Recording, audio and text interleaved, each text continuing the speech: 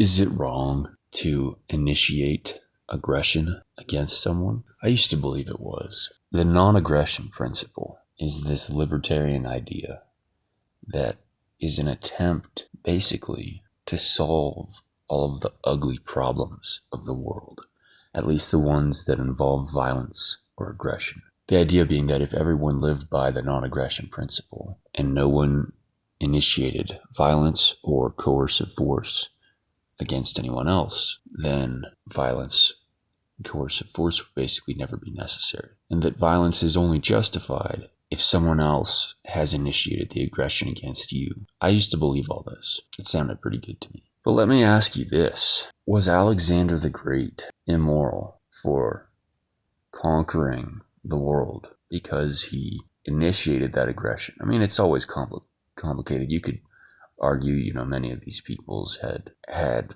long-standing conflicts or wars with his people to varying degrees. I mean, there were even conflicts between his people and the people of the armies that he led in some cases. It's complicated, but certainly there were instances where people had aggression initiated against them through great violence from Alexander the Great and his men. Was he wrong? I think most liberal people in modern society would say that he was wrong in some sense, morally. I don't think so. Not in my book. I think that he was an interesting figure because he had in him, from a very early age, a burning desire, and specifically a desire that consumed him, a desire that was all-encompassing for his life, to conquer the world, effectively. I think that desire is actually a beautiful thing, if you have it. Very few people will have that.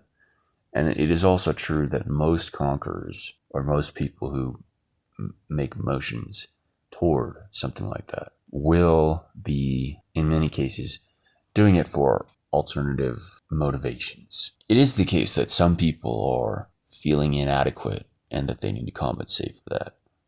In the modern world, that's especially prevalent. So I think there's a tendency for modern liberals to associate that with the great conquerors of antiquity, and I don't think that's correct. I know it's not correct based on what is written about them. The great men of history, in most cases, became great men, doing great things, and I don't mean great necessarily in a moral sense, but in a sense of magnitude, doing something great, of great magnitude, mobilizing armies, unifying different peoples to fight under the same banner. These are powerful things, and they're not easy. Sometimes I wonder, the fact that we don't have men like that today, there really are none. Maybe it's just a function of the societies that we live in, the culture. Maybe it's something else. The great men are all gone. The best we can do now is to work with what we have and try to make motions towards the ideal of the great man. And we can do that. But where is the Napoleon, or where is the Alexander the Great?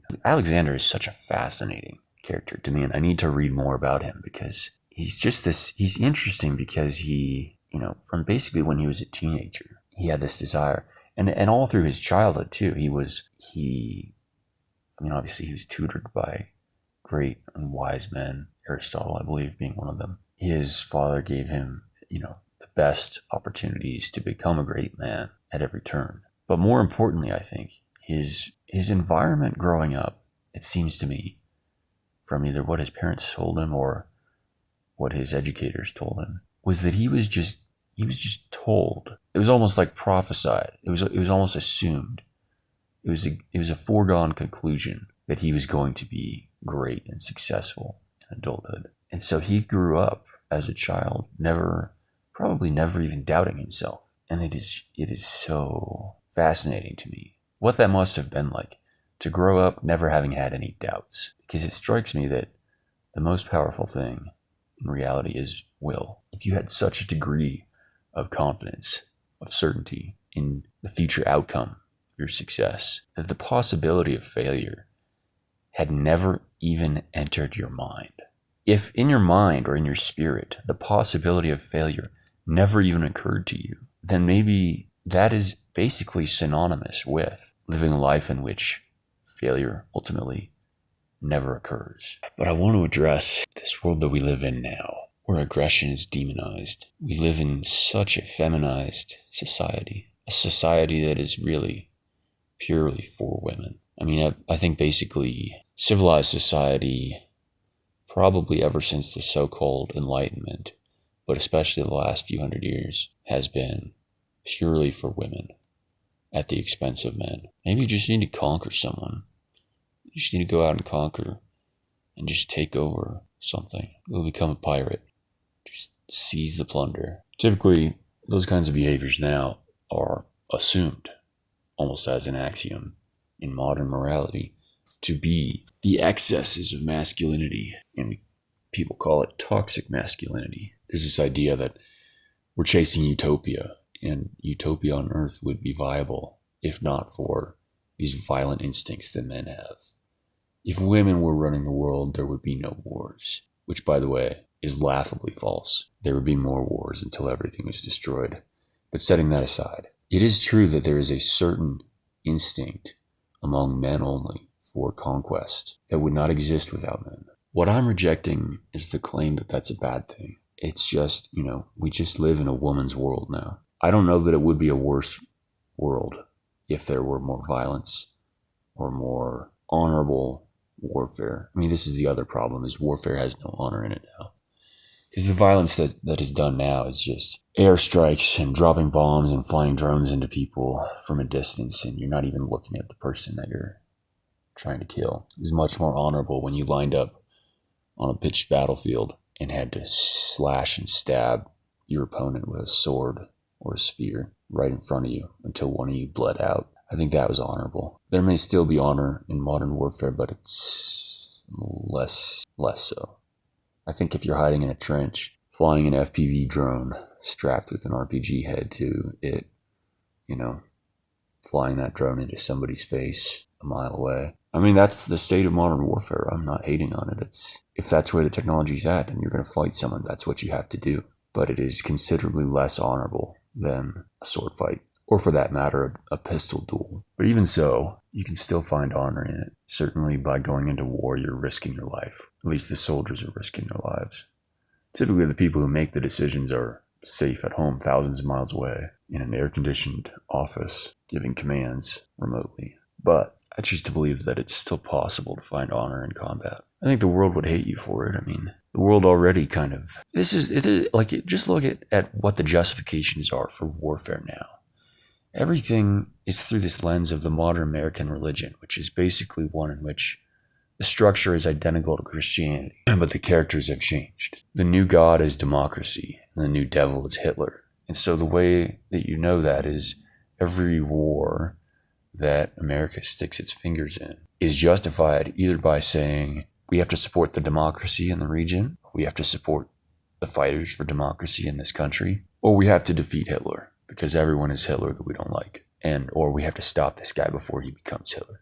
Saddam Hussein is Hitler. Putin is Hitler. Everybody's Hitler. Set aside the fact that even Hitler wasn't Hitler by the standards of what these people say. But if we just have this one villain that everyone accepts as an axiom is the ultimate evil, then we can just compare every guy that we dislike or want to fight to him and say, well, we had to fight him, and no one argues with that, so we have to fight this guy too.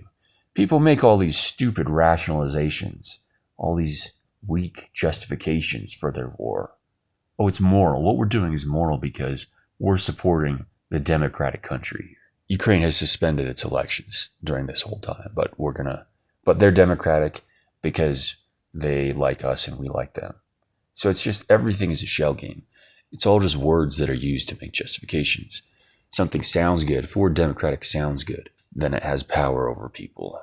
The word Hitler sounds bad. It has power. So America, like every country today, is fighting for or the people in power, let's say at least, are fighting for what they believe their interests are. And they're not, of course, doing the actual fighting, but that's who they're waging wars for, is themselves. They're waging wars for their interests. But it's this kind of insulting rationale that is used to justify it. Israel is a democracy in the region. They're our greatest ally in the Middle East.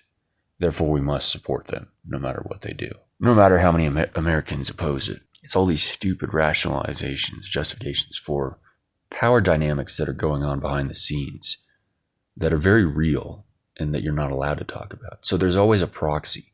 There's always some fake thing over the top of it that you're allowed to talk about. You're not allowed to talk about the actual power dynamics that explain why something is happening. So I guess the world hasn't even changed that much.